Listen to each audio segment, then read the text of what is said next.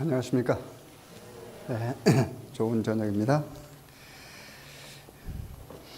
오늘은 우리가 전 시간에 이어서 누가복음 14장을 함께 펴시기 바랍니다. 누가복음 14장입니다.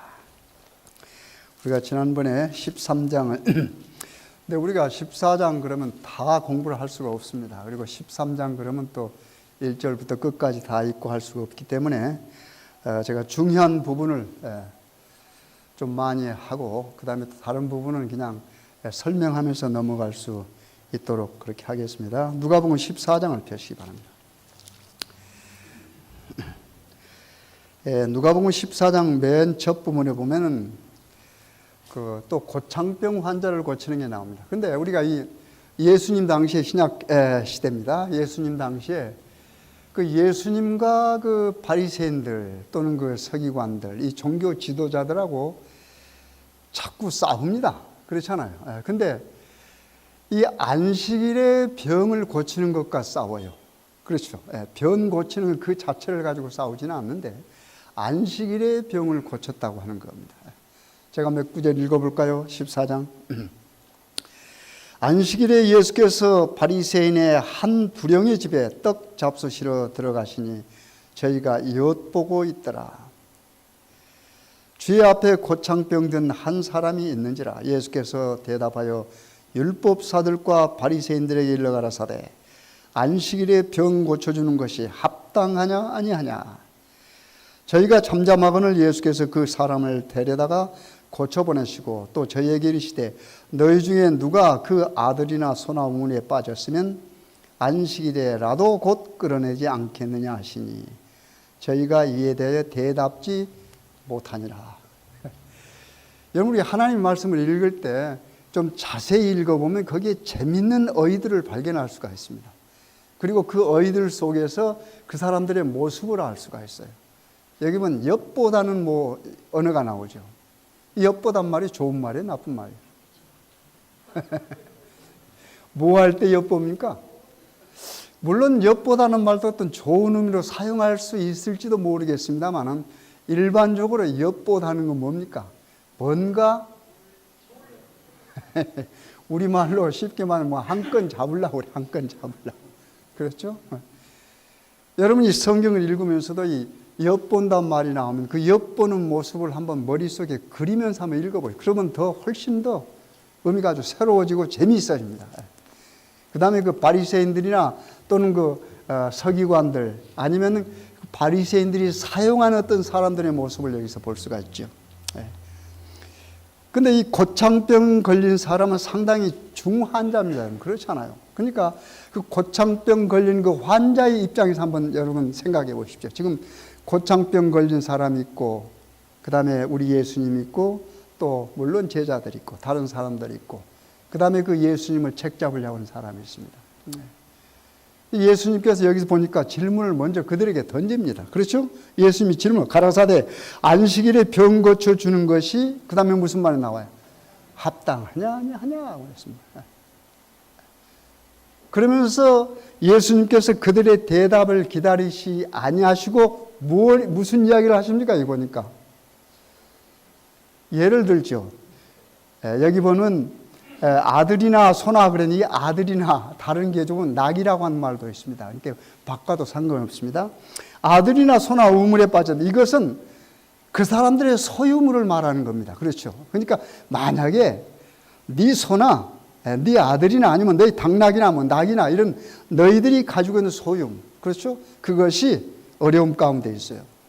그러면 그것을 뭐 하지 않겠느냐고 말입니까? 구하지 않겠느냐 하는 말입니다.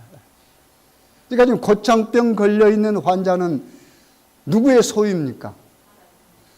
그렇죠. 하나님의 소유죠. 비유로 지금 설명하신 겁니다.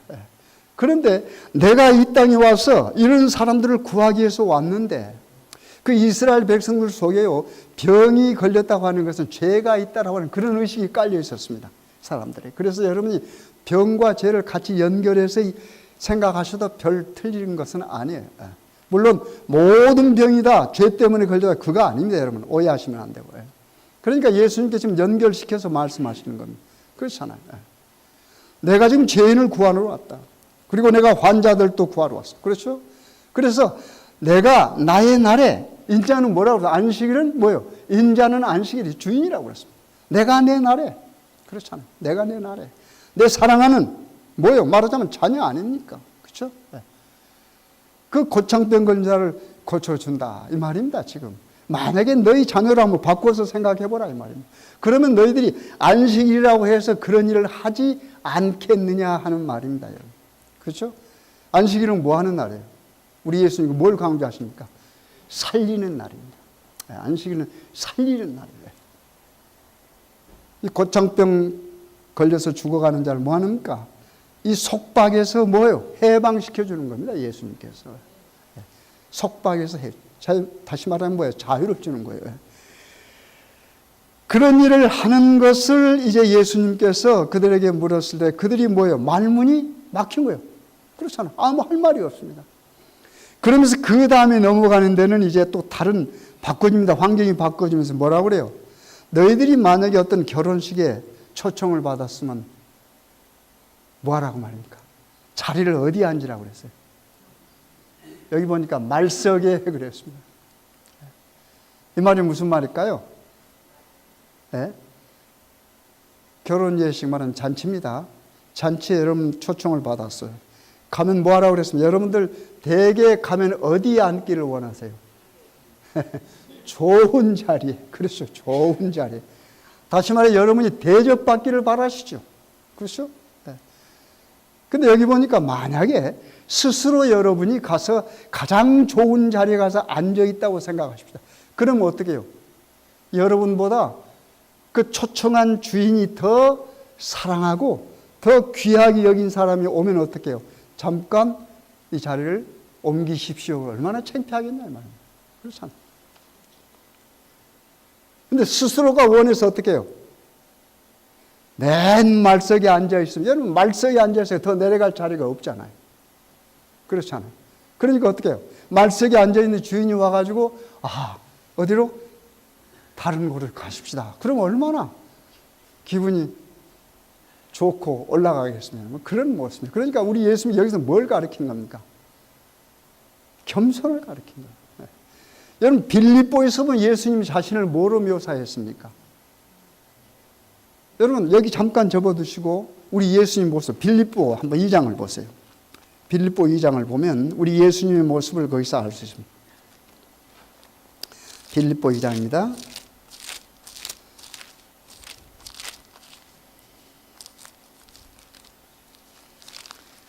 빌립보서 2장입니다. 그대로 여기 접어두시고요. 제가 5절부터만 읽겠습니다. 5절부터요. 319페이지입니다. 빌립보서 2장 5절. 너희 안에 이 마음을 품으라. 곧 그리스도 예수의 마음이니 그는 근본 하나님의 본체시나 하나님과 동등됨을 취할 것으로 여기지 아니하시고 오히려 자기를 비어 종의 형체를 사람들과 같이 되었고 사람의 모양으로 나타났음에 자기를 낮추시고 죽기까지 복종하신 곧 십자가에 죽으심이라 그랬습니다. 그렇잖아요. 우리 예수님은 누구하고 같아요? 하나님의 본체라고 그랬어요. 원래 하나님과 같다고 그랬습니다. 그런데 그 같으신 하나님이 뭐예요? 자신을 같게 여기지 아니했다고 하는 말입니다. 그리고 무슨 형체를 쳤습니까? 종의 형체를 주고 있다고 했습니다. 제가 늘 강조하지만 종은 뭐가 없는 겁니까? 자신이 없는 겁니다. 자기가 없는 것이 종입니다. 종은 어떻게? 주인의 말에 무조건 순종하는 거예요.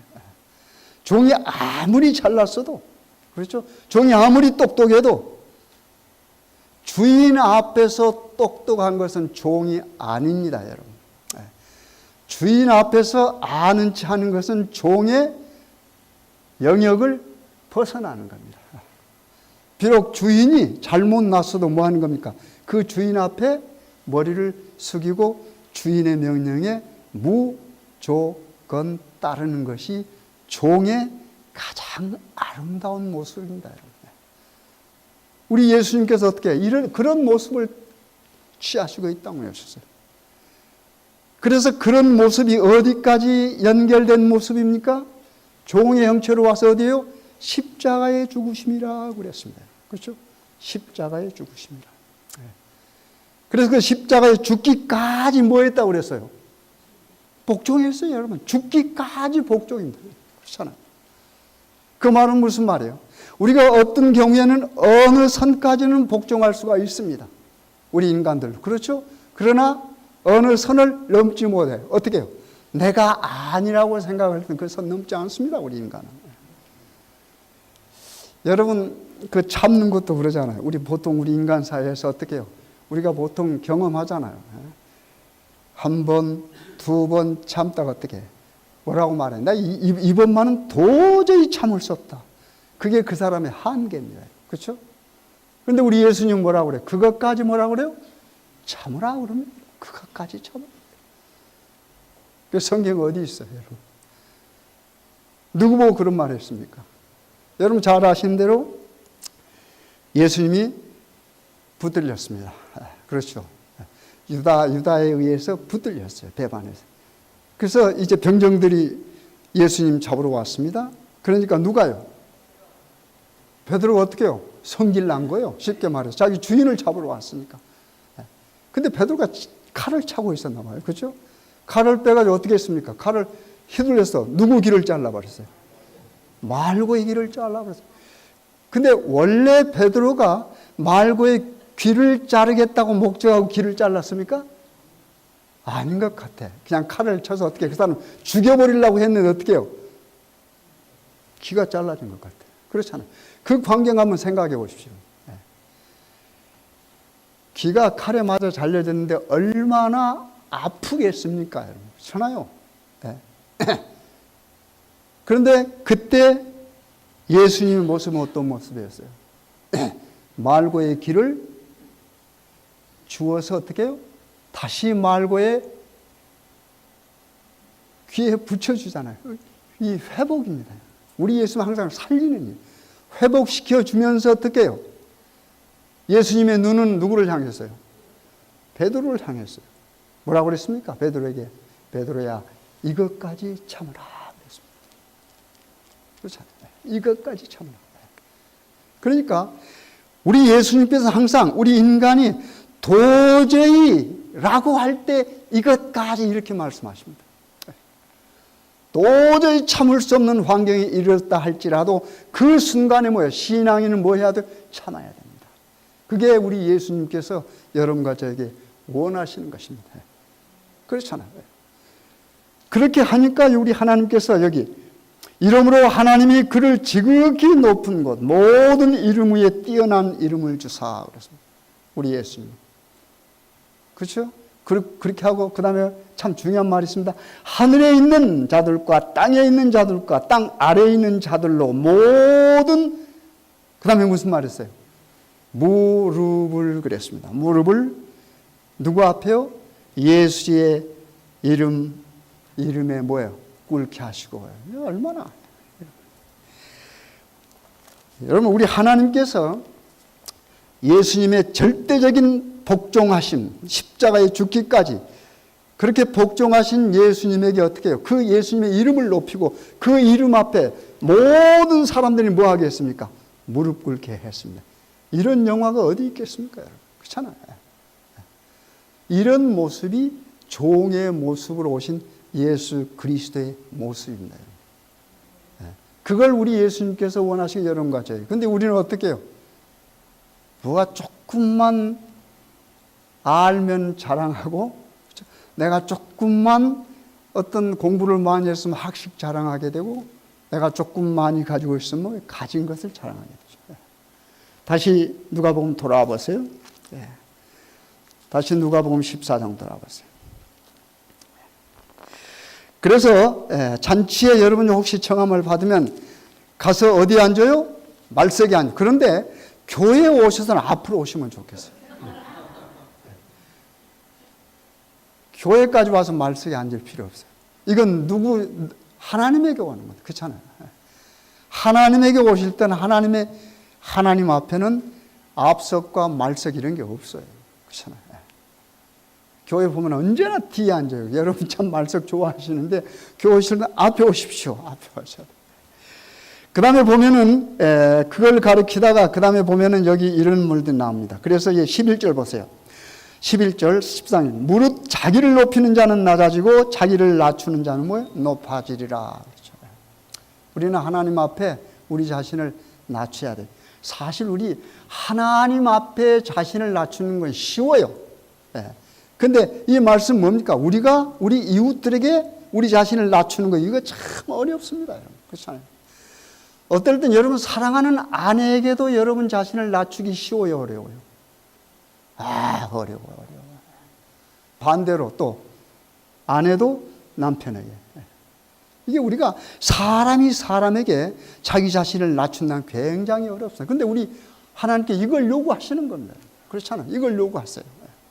그래서 하나님의 말씀대로 우리가 살아가면은 이 세상의 모든 문제들은 뭐 해주는 겁니까?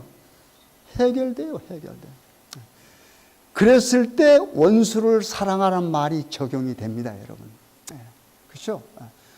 내가 사랑하는 내 아내 앞에서도 내 자존심을 주장하는 사람이 어떻게 원수를 사랑할 수 있겠습니까? 이건 불가능한 일입니다. 불가능한 일. 그러니까 하나님, 즉 말하자면 예수님이 내 속에 들어와서 여러분 우리가 죽는단 말이 뭐예요? 내가 없어지는 거잖아요. 그렇잖아요. 내가 없어지는 거예요. 여러분 지렁이도 뭐 하면? 밟으면 뭐 한다고 그래요?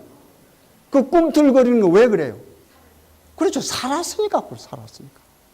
지렁이도 밟으면 꿈틀거리는데 하물며 만물의 영장이라고 하는 여러분과 저 우리 인간이 밟으면 가만히 있겠습니까, 여러분? 그렇잖아요. 그래서 우리 예수님께 뭐 하라는가? 죽으라 그러는 겁니다. 죽으라. 죽으면 해결되죠. 그리고 우리 속에 누가 있으면 예수님이 있고요. 그러니까 겉은 내가 죽었지만 내 속에 누가 있어요? 예수님이 있으면 누가 행하는 겁니다. 예수님이 행하는 거니까 모든 것이 그때 뭐 하는가? 가능해진다. 그때는 원수도 사랑할 수가 있어진다는 말입니다. 그렇기 때문에 우리 예수님의 말씀을 우리가 귀담아 들을 필요가. 여기 사실 이 누가복음 12장에서 14장은 주로 그 마태복음 5장에서 7장에 나온 말씀들이 여기 있어요, 다. 우리 예수님의 유명한 산상설교 아닙니까? 그 내용들이 비슷한 내용들이 거기 다 있습니다. 그 다음에 보면 여기 또 있습니다. 이제 큰 잔치가 벌어졌는데 어떻게 해요? 어떤 사람이 잔치를 벌려고 초청을 했습니다. 그런데 어떻게 다 사람들 핑계를, 첫 번째 핑계가 뭡니까? 여기 보니까 17절 보세요. 17절 잔치할 시간에 그 청하였던 자들에게 종을 보내어 가로되 오소서 모든 것이 뭐요? 준비되었나? 모든 것이 준비되었나 하매 여기 참 재밌습니다. 18절에 다 그 다음에 무슨 말이 나요? 이 사람 마음이 다 똑같은 거예요. 다 일치하게 뭐하여? 사양하여 하나는 가로되 나는 밭을 샀음에 불갑을 나가보아야 하겠으니 청컨대 나를 용서하도록 하라. 못 가겠단 말 아닙니까? 뭘 샀으니까요? 밭을 샀으니까. 할 일이 있다 그 말 아닙니까? 그 다음에 또 하나는 가로되 19절 나는 소 얼마나요? 5겨리를 샀음에 시험하려 가니 청컨대 나를 용서하도록 하라 하고 또 하나는 가로되 나는 장가 들었으니 그러므로 가지 못하겠노라 하는지라. 여러분 이 세 부류가 나와 있습니다. 한 부류는 뭐예요? 밭을 샀습니다. 한 부류는 뭐예요? 소 5겨리를 샀고 그 다음에 한 부류는 뭐예요? 장가 들었어요. 여러분 밭을 산 거 다 알 수 있겠습니다. 소 5개 겨리가 뭐예요? 겨리가 뭐예요? 쌍? 또 이 소 2마리로 끄는 쟁기를 겨리라 그래요. 그래서 이게 5겨리라면 뭐예요? 소가 사실 몇 마리예요? 10마리죠. 이걸 샀으니 뭐해요? 한번 실험해 보겠다는 겁니다. 우리 성경 구약에 보면 여러분 엘리야 아시죠? 엘리야가 어떤 사람이에요? 이 누구하고 대결했습니까? 엘리야가 바알신을 섬기는 그렇죠? 선지자하고 아사라 도합 몇 명이었습니까? 850명. 그 다음에 엘리야는 어떻게 해요? 혼자. 누가 이겼어요? 엘리야가 이겼습니까? 사실 하나님이 있는 거죠. 그렇죠? 참신 하나님과 없는 신. 그렇죠? 사실 없는 신이요, 바알신은 신이 아니야. 없어. 사람들이 만들어 놓은 거죠. 그렇기 때문에 실존하시는 창조주 하나님과 없는 신하고 누가 싸움을 이기겠습니까? 신이 없는데 어떻게 말을 들어줍니까, 여러분? 그렇죠? 아무리 송아지를 잡아놓고 뭐 각을 잘 떠서 나무 위에 올려놓고 어떻게 해요? 들어줄 수 없는 거짓 신, 존재하지 않는 신에게. 그렇죠? 자기들이 만들어 놓은 건 그 신은 존재하지 않는 신이야. 신에게 아무리 큰 소리로 소리치면 뭐합니까? 불이 내려와요, 안 내려와요? 안 내려와요. 안 내려올 수밖에 없어요. 근데 엘리야는 어떻게 해요? 송아지로 다 각을 떠서 올려놓고 어떻게 해요? 기도하니까 어떻게 됐습니까? 하늘에서 뭐가 내렸어요? 불이 내렸어요. 왜요? 살아계시는 하나님이 계시니까. 여호와 하나님 스스로 존재하시는 I am that I am 그러잖아요. I am that I am. 스스로 존재하시는 하나님과 존재하지 않는 거짓 신과는 싸움이 되지를 않습니다. 그렇잖아요. 그래서 850대 1 누가 이겨요? 여러분 아시죠? 엘리야가 이겼죠. 그리고 났는데 그렇게 하나님을 의지하고 성공하고 하나님을 신뢰해서 성공한 엘리야가 금방 마음이 약해졌어요. 그렇죠? 아합의 누굽니까? 아내 이세벨이 뭐라고 그랬어요? 우리말로 말하자면 엘리야 내가 죽여버리겠다고 그랬습니다. 이 소문을 들으니까 어떻게 죽을까 봐 도망가잖아요. 도망가요. 그 다음에 엘리야가 엘리사를 만납니다. 한번 볼까요? 열왕기상 19장. 우리 성경 보면 참 재밌는 이야기인데 그 재밌는 이야기가 곧 여러분과 저를 향한 그런 이야기예요. 19장 보십시다. 열왕기상 19장 551페이지입니다. 551페이지 19장 19절부터 보겠습니다. 19장 19절.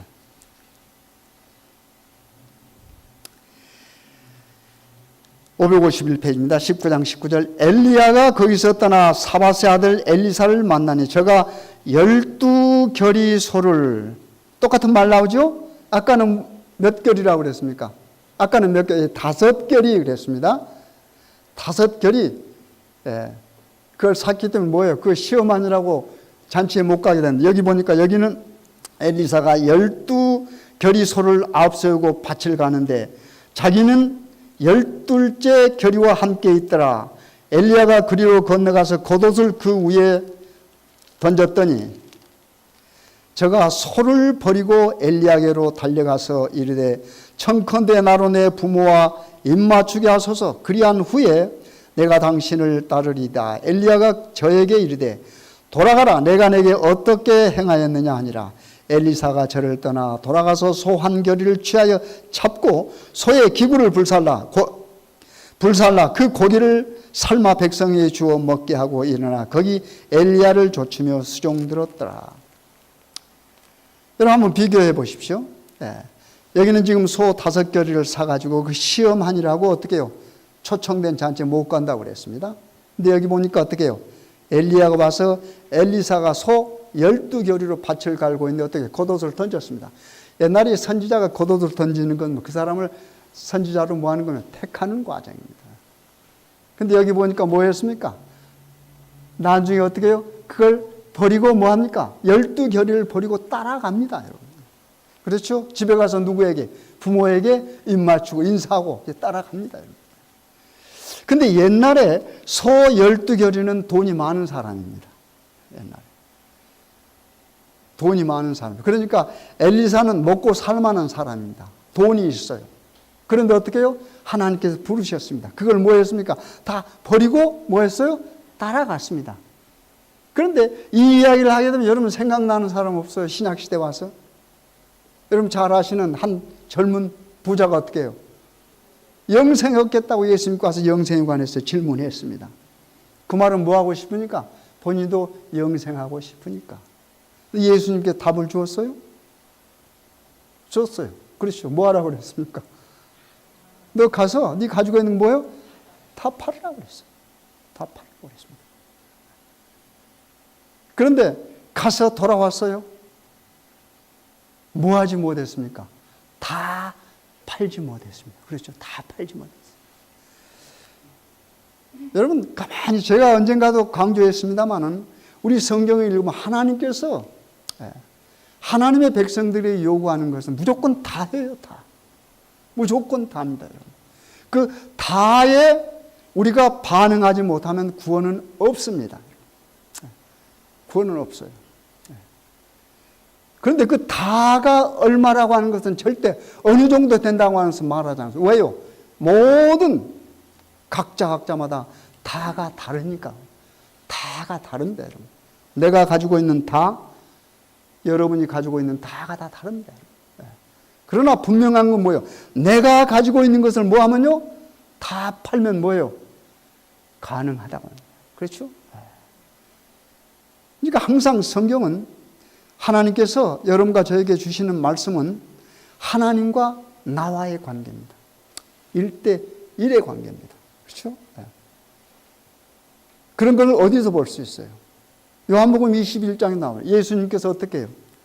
부활하셔가지고 제자를 다시 만나가지고 베드로와 어떻게 해요? 이야기하시면 베드로를 다시 살리잖아요. 그렇죠? 네가 나를 사랑하느냐? 주께서 하시나니. 3번 한 다음에 어떻게 했어요? 요한에 관해서 이야기를 했습니다. 베드로에 관해서 이야기했습니다. 그러니까 베드로는 너는 죽을 거다 그런 이야기를 했지요. 그러니까 어떻게 해요? 베드로가 누가 궁금했어요? 옆에 있는 사랑하는 친구 요한이 어떻게 했습니까? 예수님이 뭐라고 그랬어요? 그건 네가 생각할 일이 아니야. 그렇죠? 여러분, 우리는 하나님께 받은 사명도 하나님과 나와의 관계 속입니다. 자꾸 우리 이웃 생각하지 마십시오. 누구는 어떻게 불렀는데, 누구는 어떤 사명을 줬는데, 그거 아니에요. 베드로에게 주신 사명은 베드로, 요한에게 주신 사명이 요한입니다. 우리는 그걸 비교해서도 안 됩니다. 하나님께서 내게 명한 어떤 사명이 있으면 즐거이 해야 돼요? 그 사명에 복종해야 됩니다. 그리고 우리는 뭐 해야 돼요? 다. 그럼 그러잖아요. 다.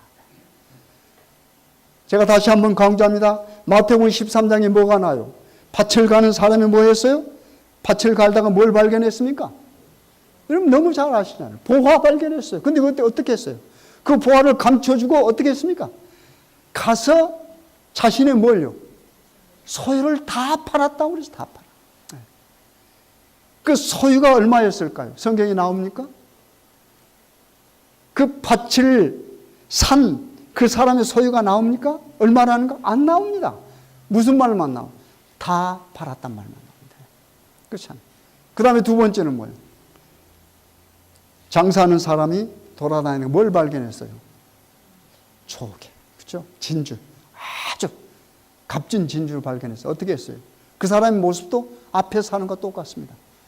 자기 집에 가서 뭐 했습니까? 자기 소유를 뭐예요? 다 팔았습니다.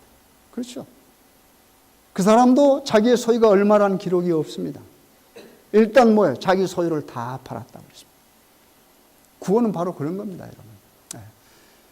만약에 여러분의 가진 모든 것을 다 팔지 아니하면 구원은 없습니다, 여러분. 물론 구원이 은혜지요. 그렇죠? 하나님께서 주신 구원은 은혜인데 그 은혜가 값 없는 은혜가 아닙니다, 여러분. 물론 값 없이 주시죠. 그렇죠? 그러나 우리가 행해야 될 일들은 뭡니까? 다 팔아야 돼요. 그렇죠? 성경이 그렇게 말하는 겁니다. 부자는 정직하게 살았습니다. 그렇죠? 계명을 말하니까 그런 계명은 뭐라고 그랬습니까? 예수님께서 직접 말씀했습니다. 이런 계명 너 어떻게 했냐? 그러니까 어떻게 해요? 그런 것은 내가 어려서부터 다 지켰습니다. 그랬습니다. 예수님이 너 거짓말 하지 마 그랬습니까? 예수님이 칭찬했다고 그랬습니다. 여러분. 칭찬했다고 그랬습니다. 너 거짓말 하지 마. 그렇게 말하지 않았습니다. 칭찬했다고 그랬어요. 그리고 사랑스러워했다고 그랬습니다. 그런데 예수님께 뭐라고 그랬어요? 너 한 가지가 그런데 부족하다. 한 가지가 부족하다. 그 한 가지 부족이 우리를 어떻게 해요?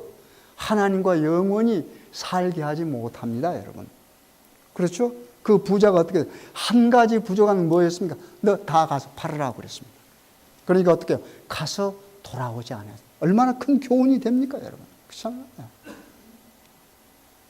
여러분, 만약 여러분 가지고 있는 걸 팔으라고 했을 때 여러분 팔기 싫은 게 있죠? 있을 거 아닙니까? 명예 좋아하는 사람 명예 팔기 힘듭니다. 명예가 다 없애야 됩니다. 그렇잖아요. 여러분 가지고 있는 세상적인 탤런트 있다고 그럽시다.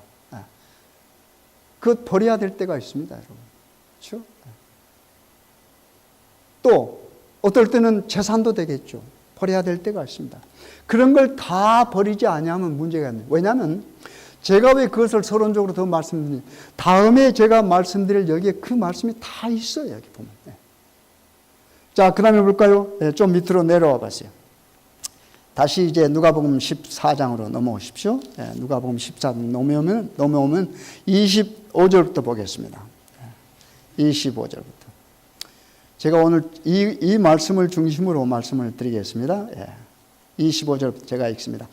허다한 무리가 함께 갈 때 예수께서 돌이키시사 이르시되 무릇 내게 오는 자가 자기 부모와 처자와 형제와 자매와 및 자기 목숨까지 미워하지 아니하면 능히 나의 제자가 되지 못하고 누구든지 자기 십자가를 지고 나를 쫓지 않는 자도 능히 나의 제자가 되지 못하리라. 여기 지금 제자가 되지 못하리라 라고 하는 말입니다. 그래서 우리가 역으로 생각은 뭐 하는 겁니까? 제자가 어떻게 될 수 있는가를 말씀하시는 겁니다. 그렇죠? 근데 여기 보니까 첫 번째 말이 무슨 말입니까? 내게 오는 자가 자기 누구요? 부모와 처자와 형제와 자매와 및 자기 무엇까지요? 목숨을. 이게 쉽습니까? 어렵습니까? 부모 버리고 처자 버리고 형제 버리고 어느 경우에는 할 수 있습니다. 이것도 어렵지만 여러분 혹시 부모 버릴 수 있으세요? 그건 좀 힘들다고 그러겠죠. 여러분 형제 외면할 수 있으시겠습니까? 안 한다고 그러지만 우리가 살아가는 행동에서는 많이 형제들 외면해요. 그렇잖아요. 여러분 형제들 어려움 가운데 있을 때 썬뜻 나섭니까, 여러분? 힘들죠. 그렇죠?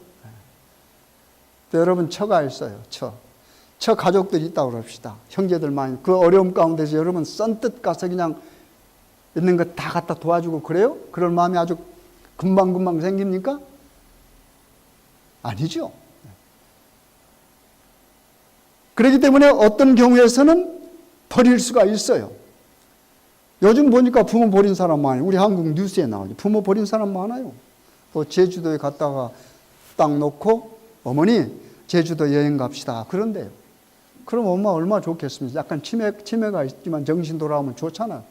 갔다가 딱 모시고 자기들만 비행기 타고 와버린대요. 그럼 그 국가가 보호하니까. 여러분 우리가 그렇게 됩니다. 여러분과 제가 나는 절대 그렇지 않아 라고 생각하지만 환경이 그런 환경이 되면 우리 인간은 몰라요. 아무도 장담할 수가 없습니다. 저를 포함해서부터 여러분. 그래서 이런 것들은 뭐요? 자, 너희들 버리고 따라오라 하면 어떨 땐 가능할 수도 있을지 몰라요. 그런데 마지막 부분 보니까 목숨까지. 이건 어렵단 말이에요. 그렇잖아요? 여러분 목숨 버리겠습니까? 쉽게? 목숨까지. 여러분 예수님 제자들 형태 한번 보십시오. 12제자 그렇게 함께 같이 먹고 예수님께서 어떻게 사랑하시면서 잘 교육시키고 같이 따라다녔어요. 그렇죠? 3년 반 동안 함께 동고동락했습니다. 그런데 예수님이 정작 십자가에 달려 돌아가실 때 제가 내일 그 이야기를 좀 할 겁니다. 베드로 어떤 모습이었어요? 성경에 재밌는 용어가 나와요. 베드로가 어떻게 따라갔다고 그랬습니까? 멀찍이 따라갔다지. 얼마나 얌체 같은 행동입니까? 참. 안 따라갈 수는 없고 멀찍이 자기 안전을. 우리 인간이 그렇습니다. 그렇잖아요. 그래서 여기 보니까 형제나 처자나 부모를 어떻게 해요? 미워하라고 그러죠. 여기 미워하라. 뭐 하려면요? 내 제자가 되려면. 여러분 미워할 수 있겠습니까? 우리 예수님 말씀이 지금 이게 서로 어긋납니까? 원수까지도 뭐 하라고 그랬어요? 사랑하라고 그랬는데 어떻게 해요?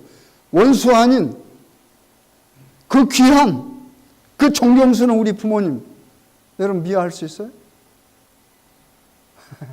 여기 그랬다는 큰일 나죠. 이건 기독교인이 아니라 세상 사람들도 그러면 뭐라고 그래요? 큰 말 합니다, 여러분. 우리가 쓰는 말로 무슨 자식이라고 그래요? 그건 여러분만 말씀하십시오. 네. 호자로 시작하잖아요, 호자로. 그런 거예요. 그럼 예수님은 그걸 가르치는 겁니까? 마태복음 한번 펴보세요. 마태복음 10장 37절. 우리가 이 평행절을 함께 연구해 보면 이 말씀이 무슨 말씀인지 아니에요. 미워하라는 말씀이 무슨 말씀인지 우리가 알 수 있습니다.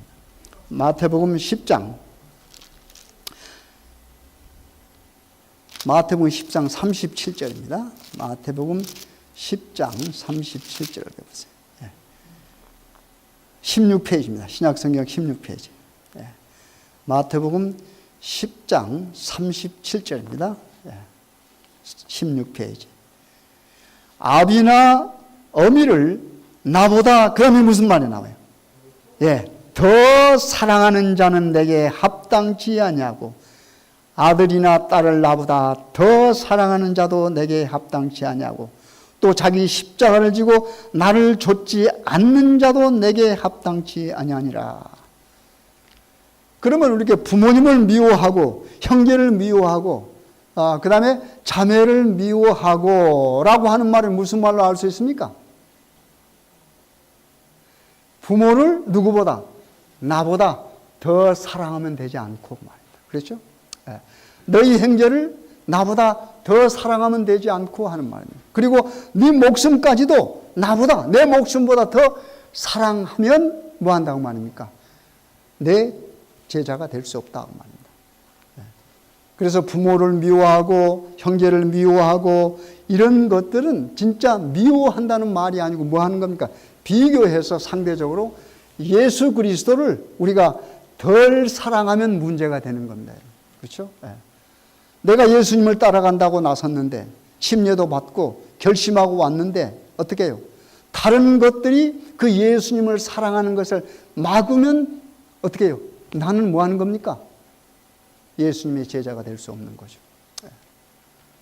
예수님께서 안식일에 나를 만나자 하고 오라고 그랬어. 명령입니다, 이건. 내게로 오라고 그랬습니다. 그런데 어떻게 내가 어떤 다른 직장 때문에 못 가면 뭐해요? 나는 예수의 제자가 될 수 없는 거예요. 내가 사회생활합니다. 좋은 어떤 직장도 갖고 아주 명예도 좋아요. 근데 예수께서 뭐예요? 내게로 오라고 그랬어요. 근데 어떻게 해요? 그 예수께로 가는데 그런 것들이 장애가 되면 뭐 하는 겁니까? 예수보다도 그것을 더 사랑한다 그 말입니다. 다시 말해서 예수를 그것보다 덜 사랑했을 때 뭐 하는 겁니까? 예수의 제자가 될 수가 없다고 말입니다. 그러면서 여기 맨 처음에 뭘 지고 따라오라고 그랬습니까? 십자가를 지고 그랬습니다. 그렇잖아요. 십자가를. 여러분 십자가가 뭐예요? 십자가는 희생 아닙니까? 여러분 십자가는 죽을 수 없는 하나님이 죽으신 것이 십자가입니다, 여러분. 그 말이 됩니까, 여러분? 죽을 수 없는 분이잖아요, 하나님. 근데 그 하나님이 죽었어요. 그게 십자가라고 하는 말입니다. 여러분 이해할 수 있겠습니까, 십자가? 십자가는 바로 죽을 수 없는 하나님이 죽으신 거란 말입니다. 그렇잖아요. 그러면 하나님께서 하나님께서 죽으신 그 십자가를 여러분 보고 지고 오라고 그랬어요? 그 십자가는 여러분 질 수도 없어. 그리고 그 십자가는 여러분의 십자가 아니에요. 누구 십자가 지고 오라고 그랬어요? 여러분 자신의 십자가. 그러니까 그 예수님을 따라가기 위해서 여러분은 뭐 할 수 있어야 돼? 희생할 수 있어요. 여러분을 죽일 수도 있어야 됩니다. 그렇잖아요. 아까 빌립보서에 보니까 뭐라고 그랬어요? 예수님께서 죽기까지 뭐 했다고 그랬습니까? 하나님께 복종했습니다. 그렇죠? 그게 십자가라고 하는 말입니다. 그러니까 여러분이 예수 그리스도를 따라가고 예수 그리스도의 제자가 되기 위해서는 뭐예요?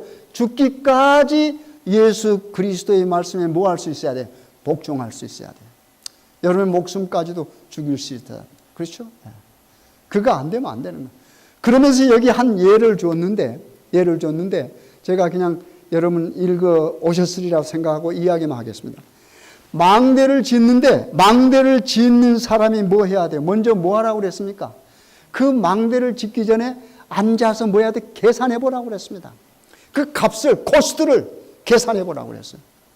그래서 어떻게 돼요? 그 값이 충분히 망대를 지을 수 있다고 생각했을 때 뭐 하는 겁니까? 이 일을 시작하는 겁니다.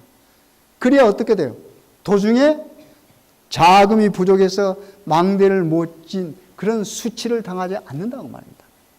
그 다음에 여기 전쟁에 나가는 임금이 있다고 그랬습니다. 그 임금이 보니까 우리 군사가 한 10,000명 정도 돼요. 근데 내가 싸워야 할 그 군사하고 비교해보니까 그 사람은 얼마를 가지고 있어요? 20,000명의 군사를 가지고 있어요. 그러면 뭐 해야 돼요? 접어야죠. 여기는 뭐예요? 화해를 요청한다고 그래서 화해. 그렇잖아요.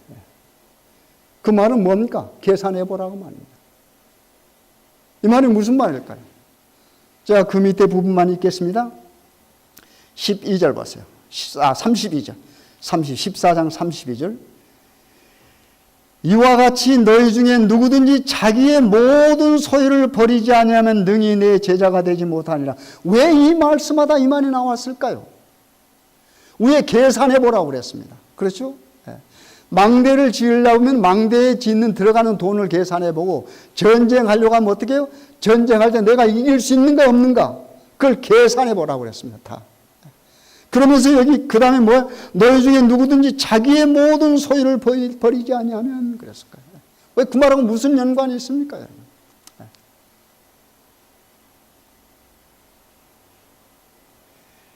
하나님 나라에 들어갈 수 있는 것은 내가 뭐하니까 내 모든 소유를 팔아야 됩니다.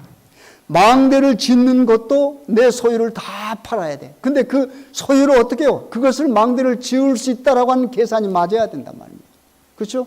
전쟁에 나간 왕이 군사를 체크업을 했습니다. 그 군사 어떻게 해요? 그 군사를 이길 수 있어야 되겠죠. 여러분 신앙하는 것도 계산해 보라고 말입니다. 여러분. 그렇죠? 여러분이 하나님을 믿기로 작정했는데 하나님 믿기로 작정하시기 전에 내가 하나님을 믿고 다시 말해서 내 가진 모든 것을 다 버리고 하나님을 믿어도 계산이 맞는가 한번 생각해 보라고 말입니다. 여러분. 믿진 장사하면 안 되잖아요. 그렇잖아요. 그 말입니다. 여러분. 여러분 하나님을 믿기로 작정했어요. 그렇죠? 그 하나님을 따라가기 위해서는 여러분이 가지고 있는 것을 뭐 할 필요가 있어요? 버릴 필요가 있다고 말입니다. 어떨 때는 다 버려야 된다고 말입니다. 여러분. 그러면 그걸 다 버리고도 내가 선택한 하나님, 그게 내 계산에 맞는가 그 말이에요. 구원도 여러분 계산입니다. 여러분. 어떤 분들은 바른 하나님, 말하자면 성경이 말하는 바른 하나님, 바른 신앙을 하기 위해서 지금까지 가지고 있는 명예를 하루아침에 버려야 될 때가 있습니다. 무슨 말씀인지 아시겠습니까? 참 그 힘든 일이에요. 그렇기 때문에 그걸 버리기 전에 먼저 뭐 하라 그랬어요? 한번 계산해보라. 계산해보라. 계산해서 네가 가지고 있는 그것 모든 것 다 버린다 할지라도 네가 선택한 그 하나님 믿는 그것이 옳으면 뭐하라? 그걸 선택하라고 말입니다. 그 이야기입니다. 여러분. 그러면서 마지막 부분에 이런 말씀이 나오죠. 제가 마지막 읽겠습니다. 34절. 소금이 좋은 것이나 소금도 만일 그 맛을 잃었으면 무엇으로 짜게 하리오. 땅에도 거름에도 쓸데없어 내어버리느니라. 들을 귀가 있는 자는 뭐하라? 들을지어다. 그랬습니다. 이 결론을 내리면서 뭘로 결론 내렸습니까? 우리 예수님께서 여러분과 제가 세상에 뭐라고 그랬어요? 소금과 빛이라고 그랬습니다. 소금의 역할이 뭡니까, 여러분? 한 두 가지로만 생각하면, 첫째는 맛을 내는 거고, 둘째는 부패를 방지하는 거죠. 그렇잖아요. 근데 이 당시에 팔레스타인의 그 소금은 암염이라고 그랬습니다. 암염. 그래서 그 소금은 나쁜 것들을 걸러내야 돼요. 걸러내야 돼요. 그리고 정제된 것만 사용할 수 있는, 이 걸러낸 것은 아무짝에도 쓸 수 없는, 그래서 어때요? 길에다 버립니다. 길에다 버려요. 그러면 어떻게 해요? 사람들이 다니면서 뭐 합니까? 발로 밟을 수밖에 없죠. 그 이야기입니다. 그 이야기예요. 그러니까 우리가 이 세상에서 뭐 해야 돼요? 소금이 되려면 뭐 해야 돼요? 맛을 잃지 않아야 되잖아요. 이 맛을 잃지 않는단 말이 뭘까요? 맛을 잃지. 이 앞에 나오면 다 연결해서 생각해요. 여러분, 우리가 성경을 공부할 때는 텍스트, 앞뒤 문맥을 살펴야 됩니다. 문맥을 살펴야 돼요. 왜 이 말이 여기에 나왔는가 그 말입니다. 그러면 예수 그리스도, 즉 우리가 제자 되는 길에 뭐 하는 거? 십자가를 지고 형제나 부모나 뭐 어떻게 해요? 예수님보다 더 사랑하면 안 되죠. 그리고 우리가 뭐 해야 돼요? 계산해 봐야 돼요. 이런 모든 것들이 무엇과 비교될 수 있어요? 맛을 잃어버리는 것과 비교합니다, 여러분. 무슨 말씀 아시겠습니까? 내가 가지고 있는 것을 어떻게 해요? 이게 버리기가 싫어서 예수님의 제자가 되지 못한다면 뭐예요? 이게 맛을 잃어버린 거예요. 그런 사람은 아무짝에도 쓸모가 없어요. 그렇지 않겠어요? 내가 예수님의 제자가 되려고 하는데 내가 가지고 있는 명예가 있어요. 그 명예가 중요해. 그래서 명예를 뭐예요? 버릴 수가 없어요. 그러면 뭐 하는 겁니까? 따라갈 수가 없어요. 그래서 명예를, 예수님 제자가 되는데 명예가 어떻게 더 귀중해서 버리지 못하면 그건 뭐예요? 맛을 잃어버린 소금입니다, 여러분. 무슨 말씀인지 아시겠어요? 내가 가지고 있는 학위가 많아요. 학위가 많아. 근데 어떻게 해요? 내가 어디로 들어가려고 하니까 그 학위가 좀 문제가 되는 거예요. 그러면 그 학위를 어떻게 해요? 버릴 수가 없는 겁니다. 그렇죠? 그러면 뭐가 되는 거예요? 내가 어떤 것을 얻고자 하는데 그것을 얻는데 내가 가지고 있는 것, 즉 말하자면 내가 귀하다고 생각하는 그것을 얻는데 방해가 돼서 그것 때문에 뭐야? 내가 가지고 있는 것 때문에 그것을 얻지 못한다면 결국은 나는 뭐예요? 맛을 잃어버린 소금과 똑같다 그 말입니다. 네. 여러분, 하나님 제자 되실 마음이 있어요? 계산해 보셨어요? 여러분, 사실 계산 한 가지만 해보세요. 여러분, 우리는 예수님 오시면 어디 올라가요? 여러분, 우주선 타고 여행하는 돈이 얼마 드는지 아십니까? 여러분, 우주선 타고 지금 어떤 신문에 보니까 모집하더라고요. 우주선. 근데 돈이 저는 몽땅 다 팔아도 그 우주선 못 타요. 근데 혹시 모르죠. 여러분 돈 많으신 분 여기 있을지 모르니까. 그런데 그것도 며칠 여행이에요. 뭐 한 달 그렇게 갈 것 같습니까? 그런데 우리 예수님을 여러분이 선택해가지고 예수님 재림하셔가지고 하늘 가는데 어디까지 여행해요? 온 우주 돌아다니면서 여행해요. 계산 맞잖아요. 우리가 더 좋잖아요. 우리 예수님 선택하면 뭐 해요? 우주선 타는 거 아니에요? 그런 거. 그렇잖아요. 그걸 좀 재밌는 말로 뭐예요? 우주선은 조족지혈이요. 세 발의 피예요. 여러분 계산 다 해보고 오셨죠? 계산 안 하고 와가지고 이게 계산을 잘못하고 온 사람은 가끔가다 나갈 수가 있어요. 그렇잖아요. 예수님 제자 되겠다고 왔는데 자신 안 알아주고 뭐 하니까 투당투당 싸우다 나가버렸네? 그럼 누가 손해요? 그 사람 손해요. 왜? 계산 잘못했으니까. 끝까지 하나님 곁에 남아있는 사람은 뭐 하는 겁니까? 구원받습니다. 그 계산은 어떻게 해요? 절대 틀리지 않습니다. 예수님의 제자가 되는데도 뭐가 필요해? 계산하는 것. 왜냐하면 그게 제가 말씀하는 게 하나님께서 그렇게 명하셔서 너 계산해보라고 그랬어요. 그렇잖아요. 망대에 짓는 것이 뭡니까, 여러분? 여러분이 구원 얻기 위하여 예수 그리스도를, 하나님을 사랑하는 겁니다. 하나님을 따르기로 약속한 것이 망대에 짓는 것일 수 있어요. 그럼 뭐요? 여러분이 가지고 있는 걸로 할 수 있는가 계산해 봐야죠. 그래서 뭐 해야 돼? 여러분 재산을 다 팔아서 그 망대를 세워야 될 거 아닙니까? 그렇잖아요. 때에 따라 여러분의 명예, 그 다음에 여러분이 가지고 있는 것, 더 나아가서는 여러분의 가족들까지도 우리 하나님을 섬기고 선택하는데 방해가 될 수도 있습니다, 여러분. 그런다 할지라도 뭐 해야 돼요? 여러분 계산해서 그 계산이 더 낫다고 생각하면 여러분 신앙하십시오, 여러분. 여기 앉아 계신 분들, 많은 분들이 어떻게 해요? 우리 제7일 안식일 예수께 선택하는 이유가 뭡니까, 여러분? 뭐 우리가 무슨 큰 건물이 있습니까? 우리가 뭐 세상 사람들의 어떤 큰 명예가 더 많이 있습니까? 그렇지 않잖아요. 단 한 가지, 여러분이 원한다면 뭐 해요? 우리는 하나님 말씀대로 뭐 하려고? 순종하려고 하는 그런 자세를 가지고 있는, 말하자면 무리입니다, 여러분. 그래서 제7일 안식일 예수 재림교회들 뭐 하는 겁니까? 행복한 겁니다. 여러분 계산 잘 하셨습니다, 여러분.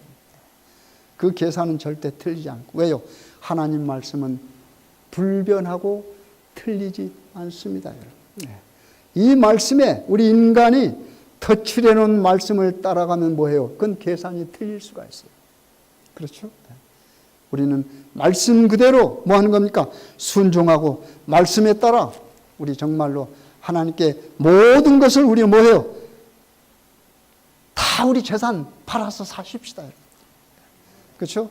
여러분 가지고 있는 모든 걸 다 팔아서 우리는 뭐예요? 하늘을 사야 돼요. 하늘을 사. 그렇죠? 하나님께서 사라고 그랬어요. 그럼 사야 돼요. 그 사는 액수는 뭐예요? 정해지지 않았어요. 우리 가지고 있는 걸 다 팔면 돼요. 다 팔면 돼요. 명예도 팔고 뭐 가진 거 다 팔았어. 우리 예수 그리스도를 소유하시고 천국을 소유하시는 여러분과 제가 되길 간절히 바라겠습니다.